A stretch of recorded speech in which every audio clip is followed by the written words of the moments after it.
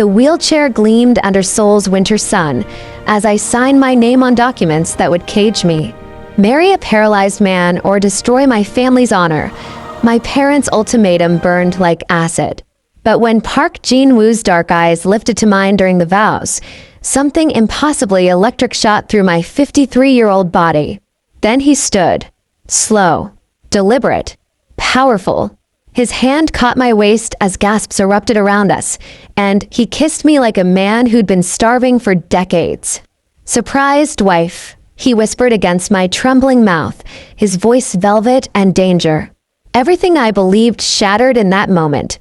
Welcome to Soul and Soulmates, ladies, a channel where the voices of old ladies can be heard. Please like, share, and subscribe. The wedding hall felt like a mausoleum. I stood at the entrance in a cream dress that my mother had chosen, modest, expensive, suffocating, and wondered how my life had collapsed so completely in 3 weeks. 53 years old, divorced, childless, and now being married off like I was some 19th century spinster who'd shamed the family. "Stop fidgeting," my mother hissed beside me, adjusting the small veil pinned to my hair. "You look ungrateful." "I am ungrateful," I said flatly. "You're forcing me to marry a man I've never met, a paralyzed man who probably doesn't want this any more than I do." My father appeared on my other side, his face carved from stone and disapproval. "You embarrassed us with that divorce. Running around Seoul like you're 30, refusing to remarry properly, humiliating our name at every charity function. This marriage fixes everything. Park Jin-woo's family is powerful, respected. You should be thanking us." I wanted to laugh, to scream. Instead, I straightened my spine and walked toward the altar where my future waited. Park Jin-woo sat in a sleek black wheelchair at the front of the room, surrounded by what looked like half of Seoul's elite. I couldn't see his face clearly from the distance, just the sharp line of his shoulders in a perfectly tailored black suit and the way he held himself. Too still, like a predator pretending to be prey. My heels clicked against marble as I walked alone down the aisle. No music, no joy. Just the weight of 200 judging eyes and my parents' desperation. When I finally reached him, I allowed myself to look and forgot how to breathe. Park Jin-woo was beautiful. Not in the soft way of actors or models, but in the way of dark storms and deep water, dangerous and magnetic. He couldn't have been more than 35, with sharp cheekbones, a mouth that looked made for sin, and eyes so intensely dark they seemed to see straight through my bones. His black hair was swept back from his face, revealing a strong brow and an expression of cool amusement that should have been impossible for a man in his situation. "Mrs. Soldley," he said, his voice low and rich as smoke. "Or should I say, my beautiful bride?" I blinked. "You're young." His smile was a slow, devastating thing. "Paralyzed?" Confused about why a woman like you would agree to this. "All of the above," I managed, my heart doing something complicated in my chest. "Then we're even," he said softly, his eyes traveling over my face with an intensity that made my skin heat. "Because I'm confused about why a woman who looks like you, with fire in her eyes and steel in her spine, would let anyone force her into anything." The officiant began speaking, but I barely heard him. I was too focused on the way Jin-woo watched me, like I was a puzzle he intended to solve, a treasure he'd already decided to keep. When it came time for the vase, his hand reached for mine. His fingers were warm, strong, and his touch sent electricity racing up my arm. "I vow," he said clearly, his eyes never leaving mine, "to protect you, to honor you, to make sure you never regret this day." My throat tightened. I forced myself to speak. "I vow to try." Something flickered in his expression. Amusement, challenge, heat. Then the officiant pronounced us married. "You may kiss." Jin-woo moved. He rose from the wheelchair in one fluid, powerful motion, his body unfolding like a blade from its sheath. The room exploded in gasps and shocked whispers, but I couldn't hear anything over the roaring in my ears. He stood tall, at least 6 feet of solid muscle and raw male presence, and before I could process what was happening, his hand curved around my waist and pulled me against him. "Hello, wife," he murmured, his mouth a breath from mine. Then he kissed me. It wasn't gentle. It wasn't appropriate for a wedding ceremony in front of hundreds of people. It was claiming and hungry and absolutely devastating. His lips moved over mine with a skill that made my knees weak, his tongue sliding against mine in a way that sent heat pooling low in my belly. His hand tightened on my waist, holding me against the hard length of his body, and I felt every inch of him, strong, whole, very much not paralyzed. When he finally pulled back, his eyes were molten dark. Surprised? I couldn't speak, couldn't think, could only stare at this impossibly beautiful man who just shattered every assumption I'd built about this nightmare marriage. "I'll explain everything," he whispered, his thumb brushing my jaw. "But first, let's give them a show." He turned to face the crowd, his arms still around me, and smiled like a wolf who'd just proven everyone in the room was sheep. The reception was chaos. Jin Woo's father, Park Sang-woo, a silver-haired man with cruel eyes and a politician's smile, looked ready to commit murder. Jin Woo's sister, a stunning woman named Park Min-ji, grinned like Christmas had come early. And every other person in the room whispered furiously, their shock palpable. The wedding night had been surprisingly chaste. Jinwoo had brought me to the Park family mansion, a sprawling estate in Gangnam that housed not just him but his father, his sister, 2 uncles, an aunt, and apparently enough staff to run a small hotel. He'd shown me to his private wing, told me to rest, and left me alone. I'd lain awake for hours, confused and overwhelmed and uncomfortably aware of the lingering heat from his kiss. Now, dressed in a robe I'd found in the bathroom, I opened the bedroom door and nearly collided with Park Sang-woo. Jin Woo's father looked me over with cold distaste. "So, you're the woman my son was forced to marry to maintain appearances." I lifted my chin. I wasn't aware he was forced. He seemed quite willing yesterday. "Because he's reckless and stupid," Sang-woo bit out. "A paralyzed man has no business running Park Industries. The fact that he can apparently walk doesn't change that he's weak, emotional, and unsuited for leadership. Then perhaps you should have raised a different son," I said coolly. His eyes flashed with rage, but before he could respond, a warm hand settled on my lower back. "Father," Jin Woo said pleasantly, appearing beside me in dark slacks and a white shirt that did criminal things to his shoulders. "Is there a reason you're harassing my wife before she's even had coffee?" "I was merely introducing myself," Sang-woo said through gritted teeth. "Funny. It sounded more like you were being an asshole." Jin Woo's smile was razor sharp. "Do it again, and I'll make sure every business associate in Seoul knows exactly how you've been embezzling from the company for the past 5 years." The color drained from Sang-woo's face. Then he turned and walked away stiffly. I stared at Jin Woo. "You have evidence on everyone who matters?" "Yes." He guided me down the hallway with gentle pressure on my back. "That's what 6 months of being underestimated will get you. Now come on. Min-ji made breakfast, and she's dying to interrogate you properly." Min-ji was nothing like her father. She sat at the massive kitchen table in ripped jeans and an oversized sweater, her long dark hair in a messy bun, and grinned at me like we were old friends. "Oh, I like her already," she told Jin Woo as he pulled out a chair for me. "She looks like she could kill someone and feel no remorse." "I was a corporate lawyer for 20 years, I said dryly, accepting the coffee Jin Woo poured for me. Murder was definitely on the table. "See? Perfect. And you made my brother blow his cover in the most dramatic way possible, which is exactly what he deserved for being such a secretive bastard." "You knew?" I asked. "Of course I knew. I'm the one who helped him fake the medical records."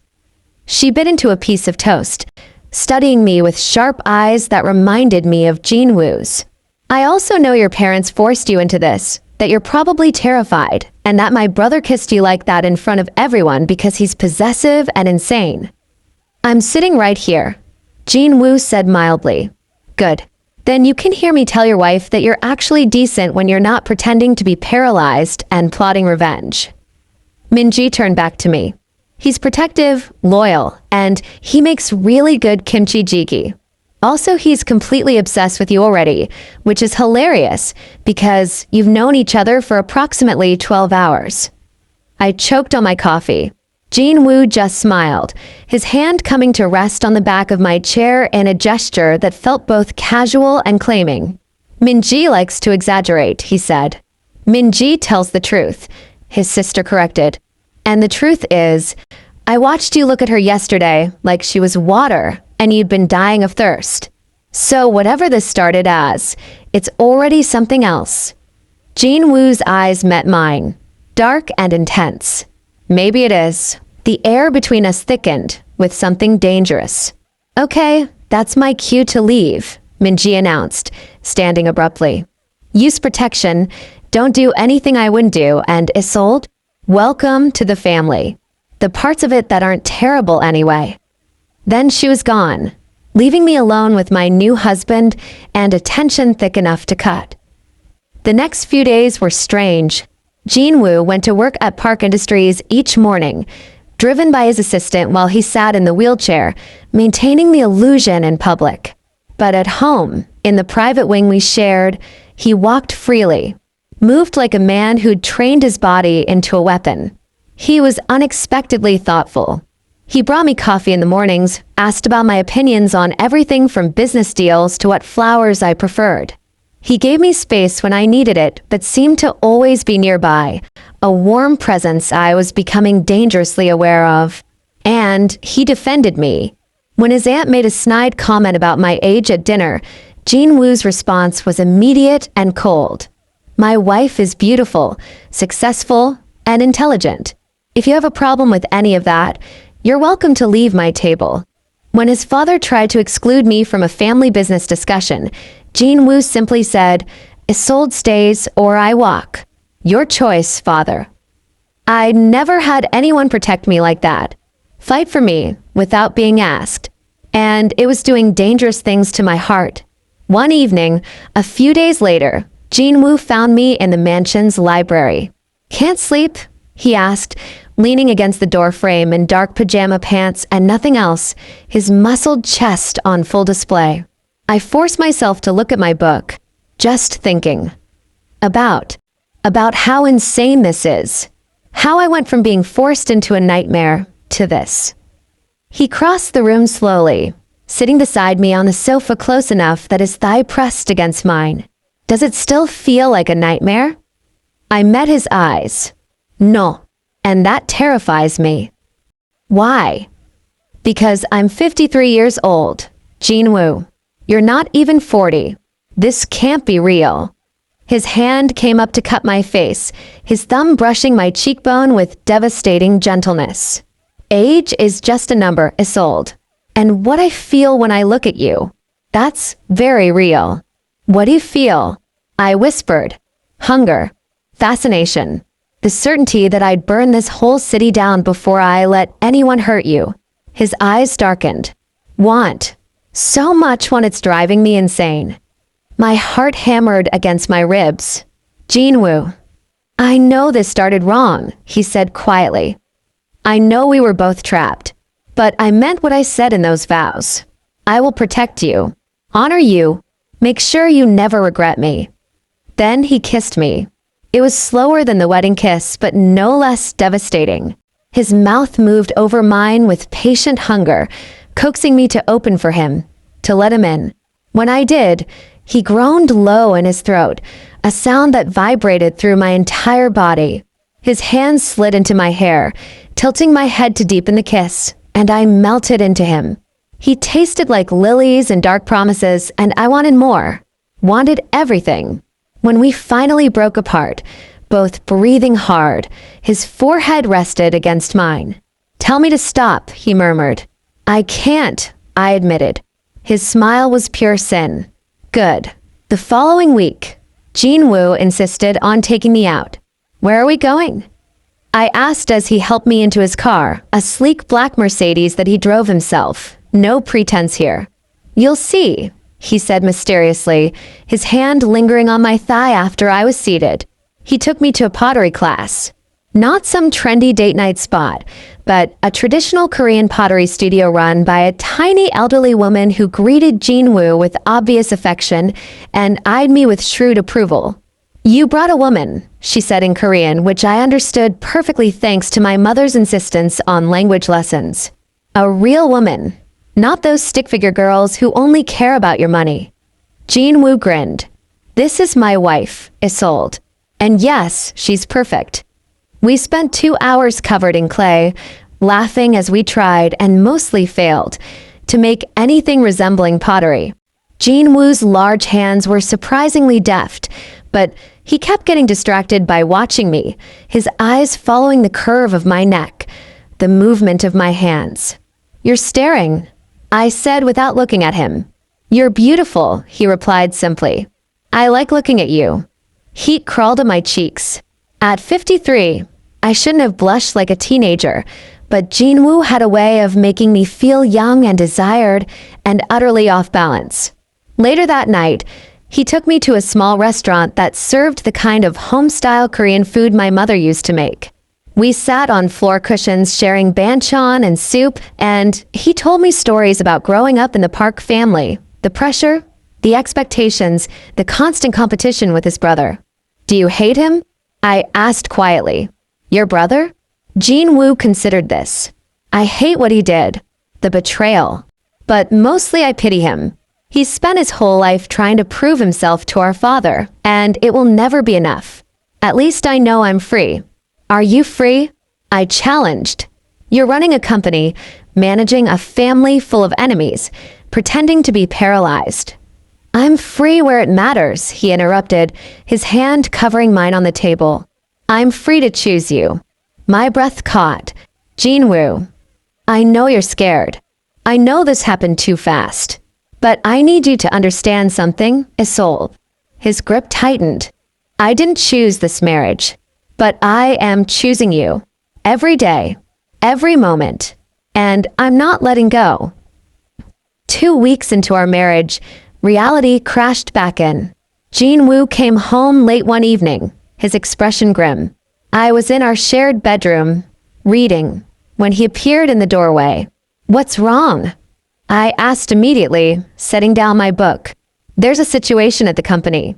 My brother is making moves, trying to force a vote to remove me as CEO." He ran a hand through his hair, frustration evident in every line of his body. "He's claiming I'm unfit due to my condition." I stood, crossing to him. "Then reveal the truth. Show them you're not paralyzed." "Not yet. The timing has to be perfect, or he'll spin it as fraud." Jin-woo's eyes met mine. "But there's a board dinner tomorrow night. Spouses are expected to attend. It'll be brutal. They'll tear into you to get to me." "Let them try," I said coolly. His expression shifted, heat and admiration mixing. "You're something else, you know that? I was a lawyer, Jin-woo. I've faced down men who make your board look like puppies." He laughed, a real, genuine laugh that transformed his face, and pulled me into his arms. "Have I mentioned how much I like you?" "Not in the last few hours," I teased. "Then I'm overdue." His mouth found mine in a kiss that started sweet and quickly turned molten. When his hand slid under my shirt, mapping the curves of my waist, I gasped against his lips. "Jin-woo, tell me to stop," he murmured again, his voice rough. But I couldn't, didn't want to. So I didn't. The board dinner was exactly as brutal as promised. The private room at the restaurant was full of middle-aged men in expensive suits and their equally polished wives. Jin-woo sat in his wheelchair, playing his role perfectly, while I sat beside him in a burgundy dress that made me feel powerful.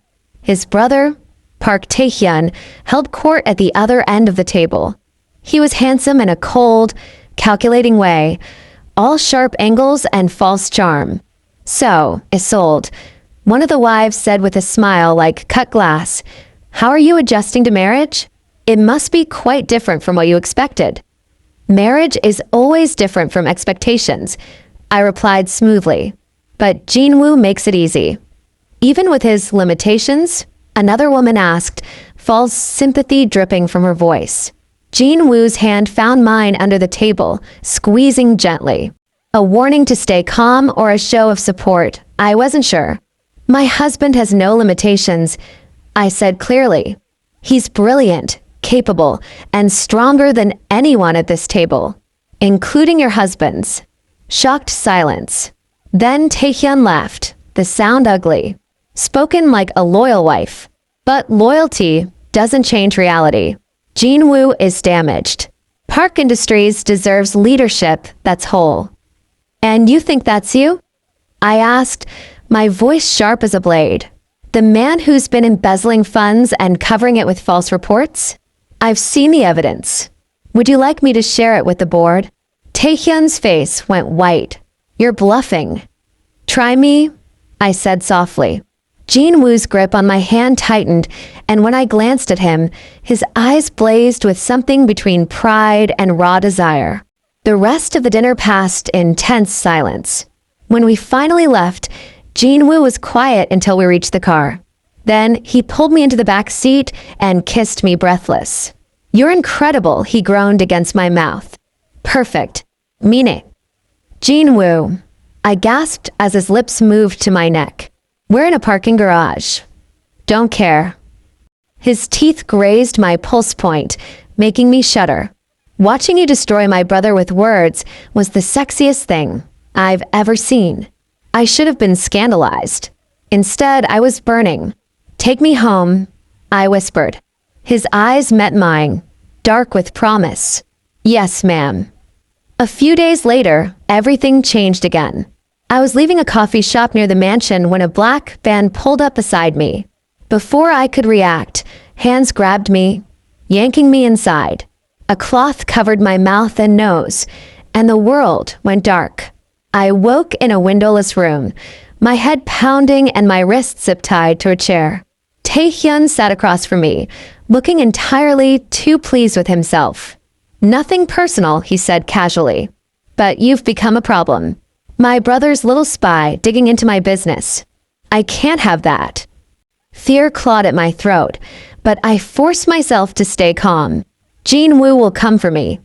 "Jinwoo is paralyzed," Taehyun sneered. "What's he going to do? Roll his wheelchair in here, heroically?" "You really are an idiot," I said flatly. His hand cracked across my face. Pain exploded through my cheek, and I tasted blood. "We'll see who the idiot is when I send him photos of you," Taehyun said. "When I make him choose between you and the company, between saving his wife and exposing his deception." I smiled through the blood. "He'll choose me, and then he'll destroy you." I knew something was wrong the moment Isolde didn't answer her phone. She always answered. Even when she was annoyed with me. Even when she was busy, she answered. I called again. Nothing. Minji found me pacing in my office, my carefully maintained, paralyzed act forgotten. "What's wrong?" "Isolde. She's not answering. She was supposed to be home an hour ago." My sister's face went pale. "You don't think?" My phone buzzed. A photo message from an unknown number. Isolde, tied to a chair, blood on her face, fear in her eyes despite her brave expression. The message below read, "Trade her for the company. You have 24 hours. Something primal and violent roared to life in my chest. "Get the car," I told Minji, my voice deadly calm. "And call every contact we have. I want to know where my brother is. Now." She ran. I looked at the photo again, memorizing every detail. The concrete walls, the industrial lighting, the faint logo on a box in the corner, a shipping company my brother had ties to.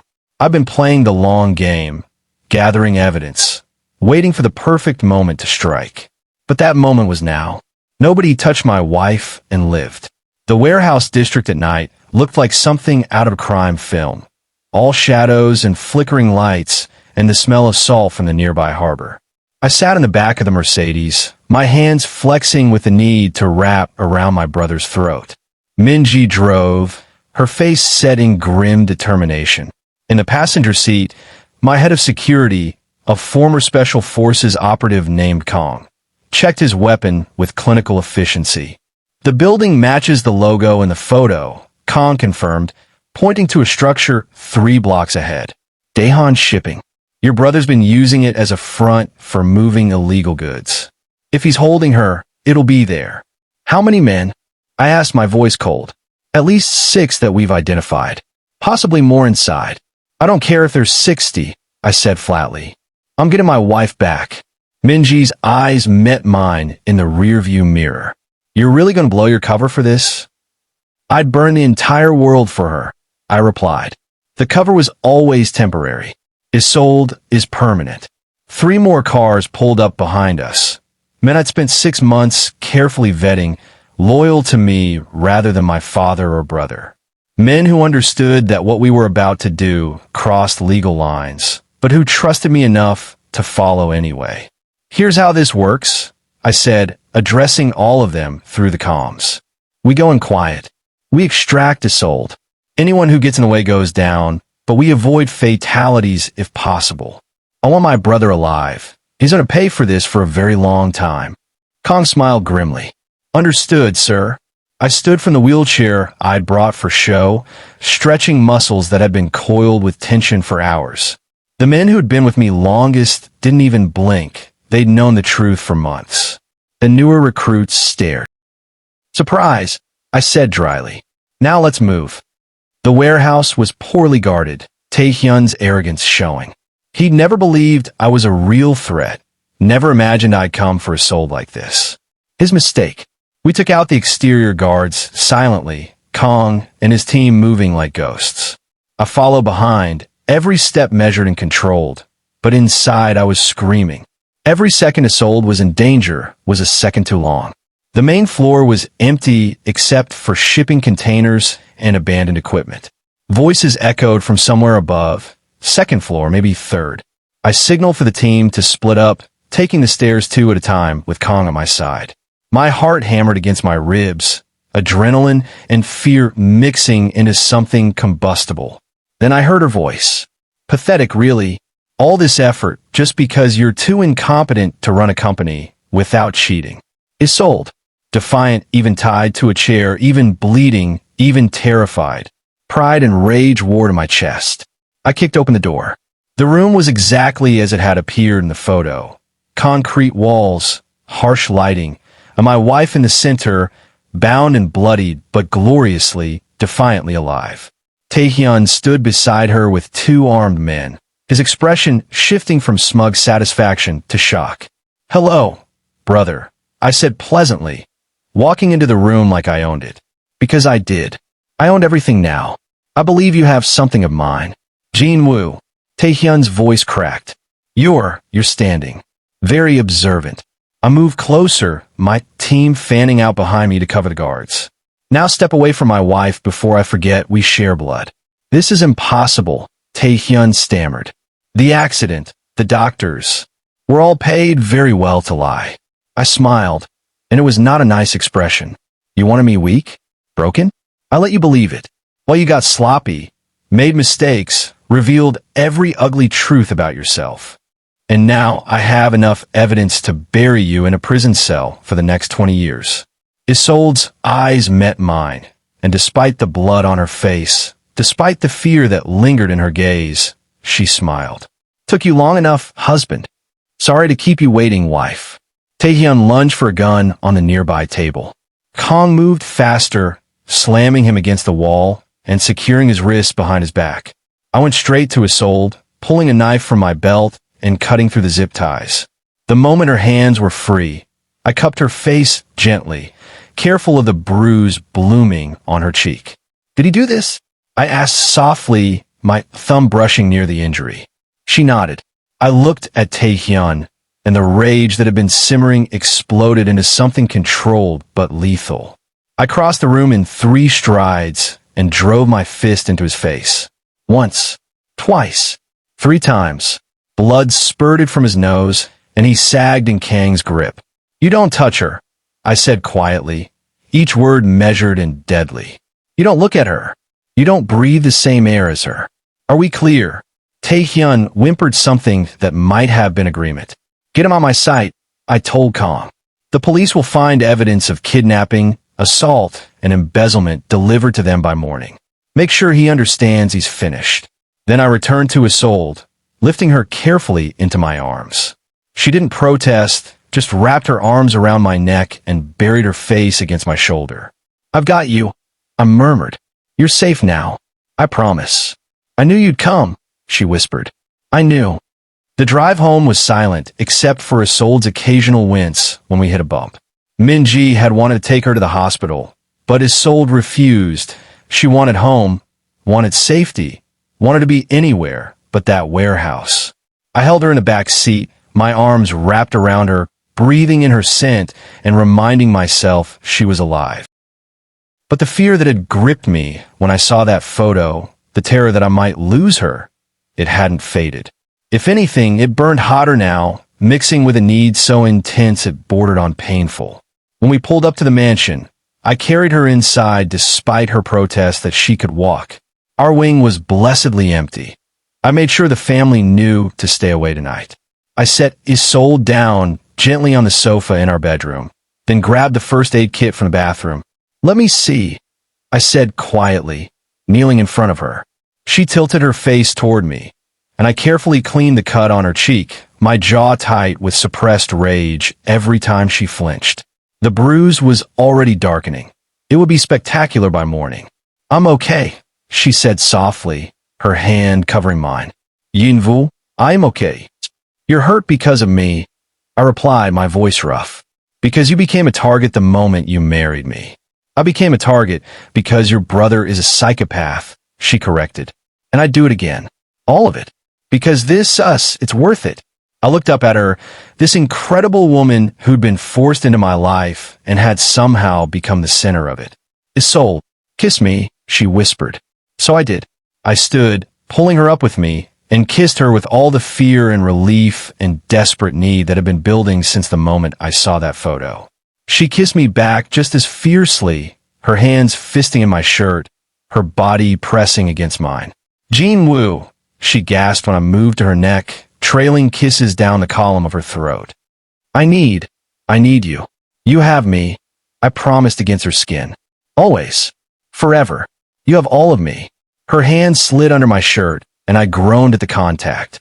But I forced myself to pull back, to meet her eyes. Are you sure? I asked. You've been through trauma tonight. I don't want. I'm sure, she interrupted, her voice steady despite the heat in her gaze. I need to feel alive. I need to feel you. Please. That please broke something in me. I kissed her again, walking her backward until we reached the bed. But as we tumbled onto it together, as my hands started exploring the curves I'd been dreaming about for weeks, I realized something. I didn't want this here. Not tonight. Not after what she'd been through. I wanted to take her somewhere safe. Somewhere that was just ours, untouched by family drama or danger or the ghosts of this house. I pulled back, breathing hard. Come with me. Later that night, I drove us to my private apartment in Gangnam. It was a place I'd kept secret from my family, a refuge I bought years ago when I needed space from the Park family circus. Modern, minimalist, with floor-to-ceiling windows overlooking the city lights. Isolde looked around as I led her inside, her eyes wide. You have a secret apartment? Everyone needs somewhere to hide, I said, closing the door behind us. And I wanted to bring you somewhere that's just ours. No family, no expectations, no one but us. She turned to face me, and the vulnerability in her expression made my chest tight. Jin-woo, what are we doing? What do you mean? This. Us. She gestured between us. I'm 53 years old. You're 35.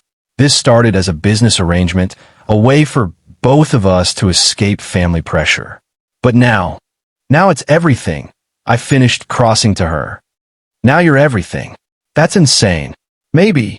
I cupped her face gently, careful of her bruise. But I've never been more certain of anything in my life. Age doesn't matter. How this started doesn't matter.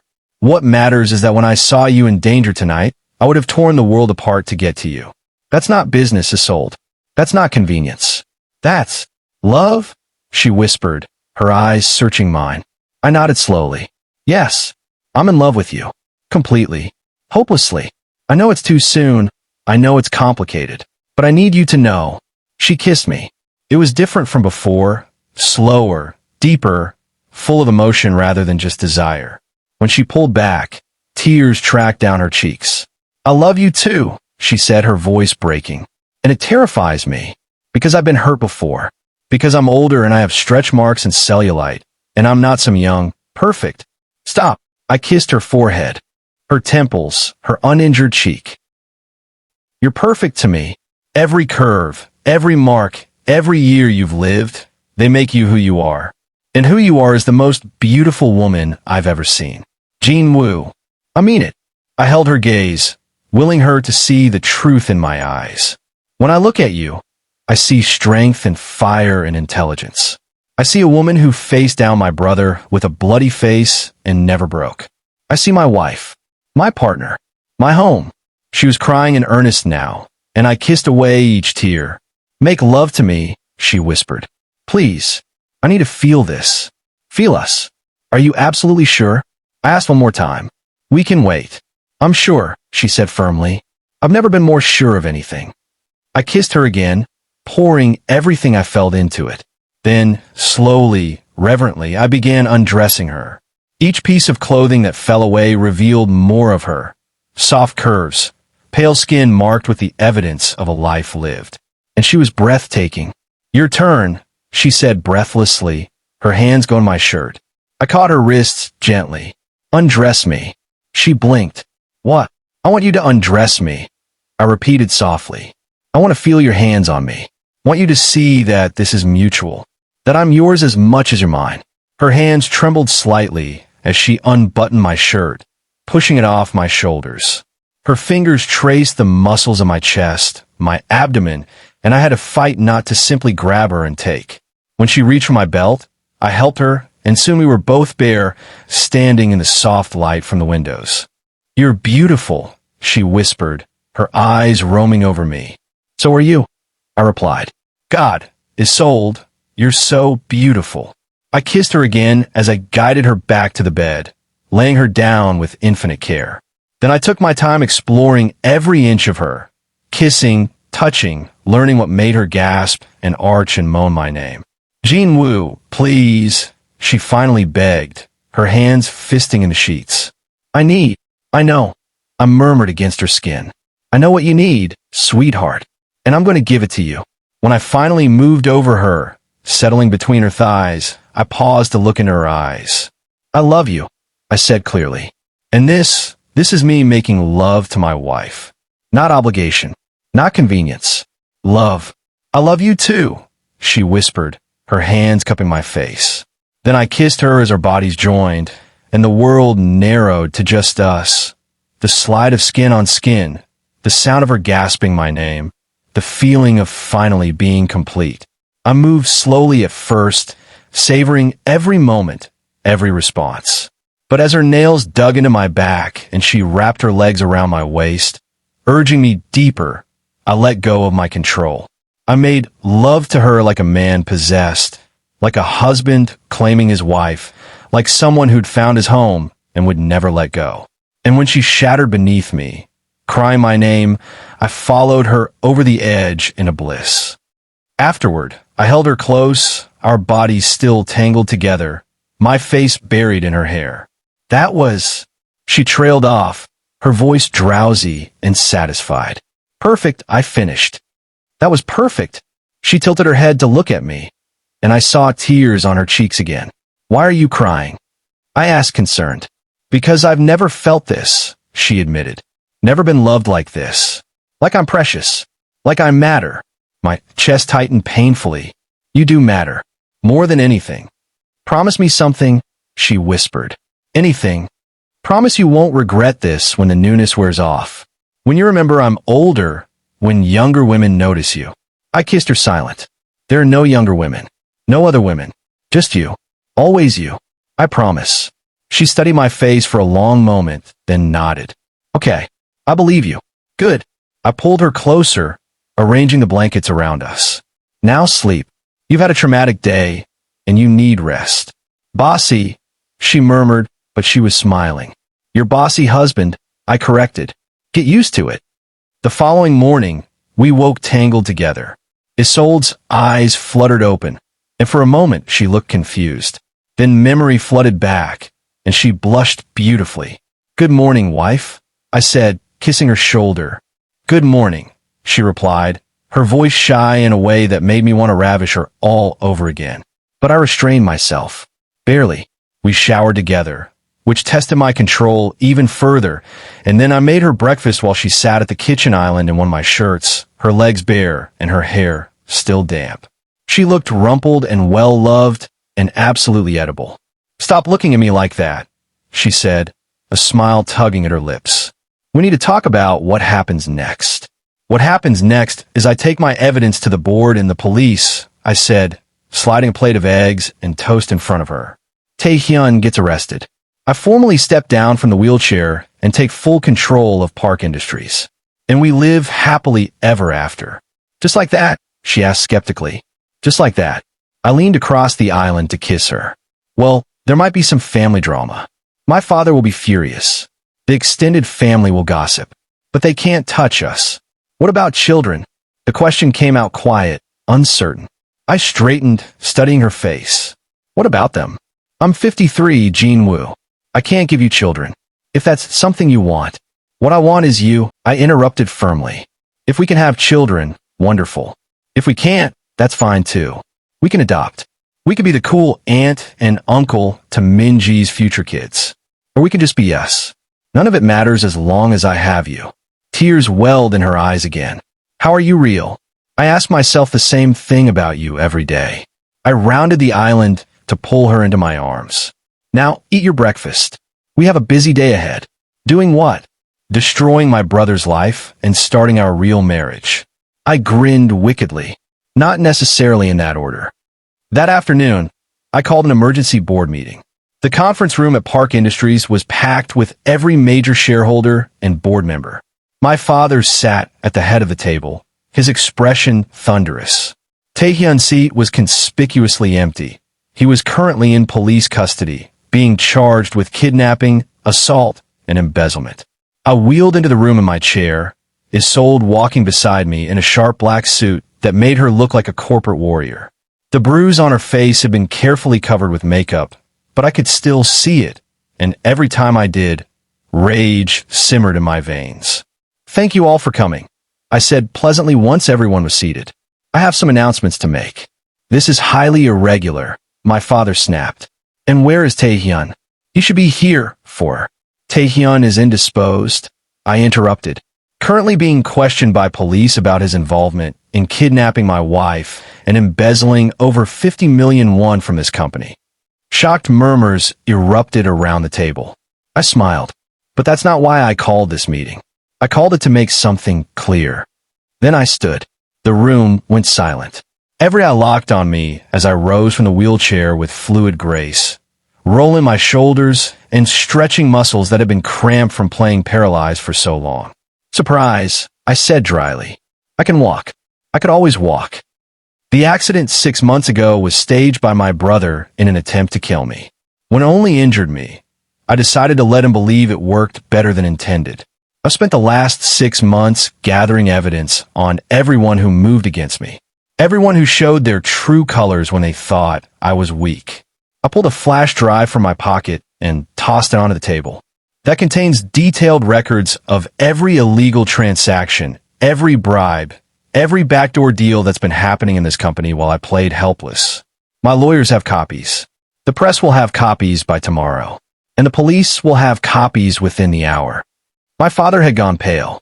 Jin-woo, I'm not finished, father. My voice went cold. You've been embezzling from your own company to fund your gambling habits. You've been taking kickbacks from competitors. And you've been so focused on maintaining your power that you didn't notice your own son trying to kill your other son. I turned to address the entire board. Effective immediately, I'm taking full control of Park Industries. Anyone who has a problem with that can leave. Anyone who's been involved in illegal activities can expect to hear from the authorities. And anyone who threatens my wife or my family again will learn exactly how ruthless I can be when properly motivated. Isolde reached for my hand, and I laced my fingers through hers, drawing strength from her presence. Questions? I asked pleasantly. Silence. Good. Meeting adjourned. 2 weeks later, life had settled into a strange new normal. Taehyun was in prison awaiting trial. My father had stepped down from his position and was facing his own legal troubles. And I was officially running Park Industries, out of the wheelchair with Isolde at my side as my closest advisor. The extended family had reacted predictably, some with shock, some with anger, most with the kind of opportunistic acceptance that came with recognizing where the power now lay. But I didn't care about them. I cared about the woman who sat across from me at breakfast each morning. The woman who challenged me in board meetings and made me laugh during late-night strategy sessions. The woman who'd somehow become my entire world in less than 2 months. One evening, I found Isolde in our bedroom, staring at something in her hands with a strange expression. "What's wrong?" I asked, crossing to her. She looked up at me, and I saw tears streaking down her face. But she was smiling. "I don't understand," she whispered. "The doctor said it was impossible. That at my age." I shot through my veins. "Isolde, what are you talking about?" She held up what she'd been holding, a pregnancy test, with 2 clear lines. My brain short-circuited. "You're pregnant," she finished, her voice breaking. "I'm pregnant, Yinvu." I don't know how, I didn't think it was possible, but I went to the doctor today because I've been feeling strange, and he ran tests, and I kissed her. I kissed her hard and deep and full of every overwhelming emotion flooding through me. Joy, disbelief, fierce protective love. When I finally pulled back, I was grinning like an idiot. "We're having a baby?" "Apparently." She laughed through her tears. "The doctor said it's rare, but not impossible. That sometimes the body just surprises us. He wants to monitor me closely because of my age, but the baby is healthy. We're having a baby." I dropped to my knees in front of her, pressing my forehead against her stomach. "Hello in there," I said softly. "I'm your father, and I already love you more than I knew was possible." Isolde's hands threaded through my hair. "Are you happy? Really happy?" "Because I know this wasn't." "I'm ecstatic," I interrupted, looking up at her. "You've given me everything, Isolde. A real marriage, a real partnership, a real home, and now a child? You've made me the happiest man alive." She pulled me up into another kiss, this one slow and tender and full of promise. "I love you," she whispered against my lips. "I love you too," I replied. "Both of you. Always." 6 months later, Isolde glowed with pregnancy. Her belly had rounded beautifully, and I couldn't keep my hands off her. I was possessive before, but pregnancy had made it worse. I wanted her close always, wanted to make sure she was safe, comfortable, happy. "You're hovering again," she said one evening, looking up from the baby name Bookmin Ji had given her. "I'm not hovering," I protested, sitting beside her on the sofa in our private wing. "I'm being attentive. You're being a helicopter husband." But she was smiling, her hand resting on her belly where our daughter, we'd found out last week, was currently kicking up a storm. I placed my hand over hers, feeling the tiny movements beneath. "I just want to make sure you're both safe." "We're safe," she assured me. "You made sure of that. Taehyun is in prison. Your father is out of our lives. The company is thriving. We're in our own wing of the house with security everywhere. Jinwoo, we're safe." "I know." I kissed her temple. When I think about how close I came to losing you, how different things could have been. But they weren't, she interrupted gently. "We're here, together, happy, with a baby on the way and a whole future ahead of us." I pulled her closer, mindful of her belly. "You're right. I'm sorry for hovering. Don't apologize. It's sweet." She kissed me softly, even if it is a bit overprotective. "I'm going to be even worse once she's born," I warned. "I know," Isolde laughed. "I'm prepared for it."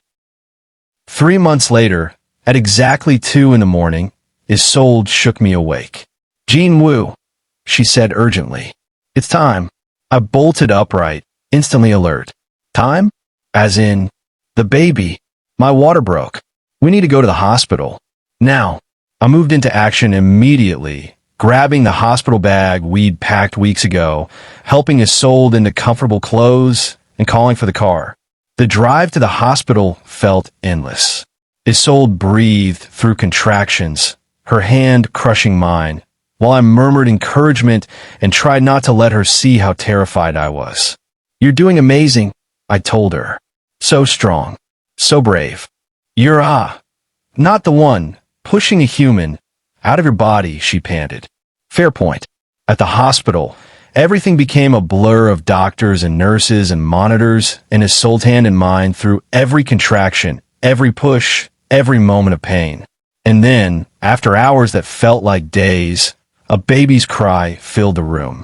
"It's a girl," the doctor announced, holding up a tiny, perfect, screaming bundle. They placed her on Isolde's chest, and my wife looked down at our daughter with such overwhelming love that I felt my own eyes burn with tears. "She's perfect," Isolde whispered. "Jean Wu, she's perfect." I leaned down to kiss first Isolde's forehead, then our daughter's. "She is just like her mother." Our daughter, we decided to name her Park Min Seo, had a tuft of dark hair and Isolde's nose and lungs that clearly worked perfectly based on the volume of her cries. She was the most beautiful thing I'd ever seen. After they cleaned her up and checked all her vitals, a nurse handed her to me. I held her carefully, supporting her tiny head, and felt my entire world shift. "Hello, Min Seo," I said softly. "I'm your father, and I promise I'm going to love you and protect you and probably embarrass you when you're older. But right now, you're perfect, and I love you so much." Min Seo's eyes, dark like mine, blinked up at me, and then she yawned. I laughed, the sound watery with emotion. "She's got you wrapped around her finger already," Isolde said from the bed, watching us with exhausted joy. "Completely," I agreed. "Just like her mother." 1 week later, we brought Min Seo home to the mansion. The entire family gathered to meet her. Even the relatives I barely tolerated had shown up, bearing gifts and false smiles. But I only cared about the people who mattered. Minji, who cried when she held her niece. Isolde's parents, who'd flown in and seemed genuinely moved by their granddaughter. And Kong, who looked at the baby with an expression of gentle protectiveness that made me glad I'd chosen him as head of security. "She's beautiful," Minji said, carefully handing Min Seo back to Isolde. "And she looks just like you. She has Jean Wu's eyes," Isolde replied, her voice soft with love. I sat beside my wife on the sofa, my arm around her shoulders, and looked at the family we'd built from nothing. A forced marriage that became the greatest love of my life. A woman who was supposed to be a convenient arrangement, but became my everything. A daughter we never expected, but already couldn't imagine living without. "Happy?" I asked Isolde quietly. She looked up at me, her eyes shining. "So happy I'm afraid I'll wake up and find it was all a dream." "It's real," I promised, kissing her softly. "All of it. And it's ours." "Ours," she repeated, smiling against my lips. I like the sound of that. Min Seo chose that moment to make a small noise, and we both looked down at her. She was awake, her tiny fist waving in the air, her dark eyes trying to focus on our faces. "Welcome to the family, little one," I whispered. "Welcome to your home." And as I sat there with my wife and daughter, surrounded by the people who mattered, I realized something. I'd spent 6 months pretending to be paralyzed, gathering evidence, playing the long game. But the real victory wasn't taking down my brother or securing my position at the company. It was this woman, this child, this love that had grown from nothing into everything.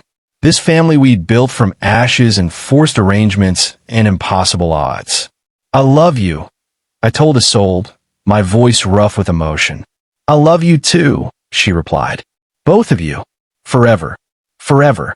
I like the sound of that. The end. Thank you so much for watching, ladies. If this story made your heart race, hit that like button and subscribe for more dark romance stories. Drop a comment telling me your favorite moment. Was it when Jean Wu stood up at the wedding? The rescue? The pregnancy reveal? I want to hear from you. And remember, love doesn't have age limits. Second chances are real. And sometimes the best romances start in the most unexpected ways. Until next time, keep believing in love and happily ever afters. This is Soul and Soulmates signing off.